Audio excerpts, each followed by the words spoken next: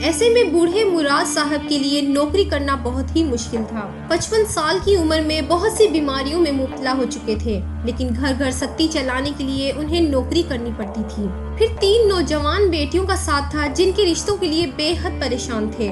نہ جانے کیا بات تھی کہ ان کی بیٹیوں کے لیے کوئی اچھا رشتہ آتا ہی نہیں تھا، اور جو رشتے آتے تھے وہ اس قابل نہ ہوتے کہ وہ اپنی بیٹیوں کو رخصت کر دیتے۔